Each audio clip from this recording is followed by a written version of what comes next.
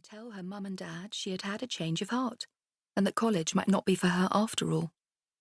She watched as people darted about in front of her, running this way and that, seeking out those who had earlier caught their eye. Pretty, fashionable girls now linked arms with their look-alike counterparts, giggling with relief that they were among their own manicured kind. One self-assured, good-looking boy with a new romantic-style haircut and a smidge of kohl around his eyes sauntered up to a confident-looking, trendy girl, wearing a bunch of Madonna-inspired bangles, his hand extended. Rae couldn't help but imagine what their kids might be like. World leaders, probably, with long fringes, firm handshakes, and eyeliner. As she considered this, she caught the eye of a girl with a shock of red back-combed hair and severe makeup. She was striking, her features big, a fleshy nose, pillowy lips, and wide eyes. Rae would not have described her as pretty, but she was certainly memorable, and that, in her book, was just as attractive. And, according to Debbie Jo's worldview, a lot more important. The girl approached with an outstretched hand, against which Rae anxiously slid her shaking palm and pointed at her large sticky label, which read simply, Dolly. My name is Dolly Latimer.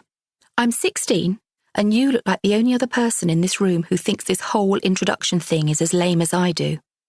I saw you looking for the door, and so I picked you. The girl was loud, and Rae blinked rapidly and stepped back in response. Fun facts. I am planning to lose my virginity within the next few weeks to the most gorgeous boy you've ever met. His name is Vinny, and he's 20, and has his own car.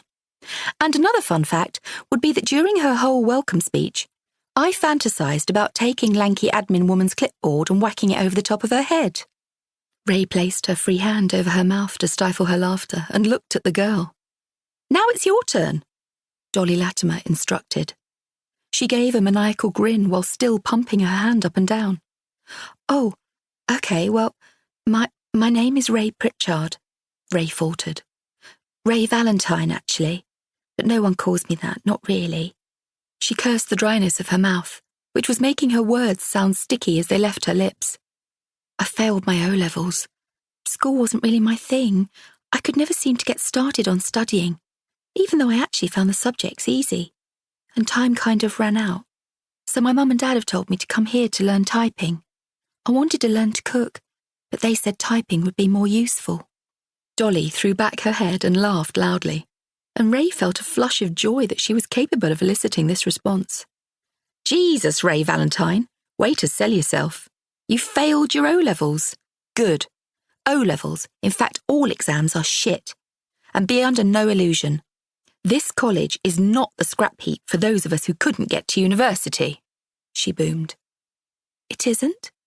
Rae asked softly, taken aback by Dolly's loud voice, and finally managing to extract her hand and looking around to see if anyone was listening in. They weren't. Hell no, Dolly shouted. This place is the portal through which we enter as kids and leave as adults, with tits, driving licenses, and typing skills. And we do it without pressure, because no one expects anything from us, meaning we can't actually fail. This place is fucking nirvana. Rae noticed that Dolly already had tits, and as she looked around the room, taking in the wooden, multicoloured, tape-riddled floor with its myriad scuff marks, the polystyrene-coated, cream-painted ceiling tiles, and the blue plastic chairs lined up around the walls, she had to admit, it didn't look like fucking nirvana. If anything, it looked quite depressing, though she had the feeling that with Dolly by her side it would be anything but. You got brothers and sisters? Dolly asked. Rae was sure this hadn't been part of the task, but answered anyway. One sister, Debbie Jo, who works on cruise ships. She's a dancer and a singer, really pretty. And when she's not on the cruise ships, she works in Woolworths part-time. She smiled at the image of her glamorous sibling, who sent photographs back home of her on a mini stage with a plastic palm tree, wearing sequined low-cut frocks and very red lipstick. Her mum propped them up on the shelf in the kitchen above the toaster. Dolly laughed, that rasping laugh again.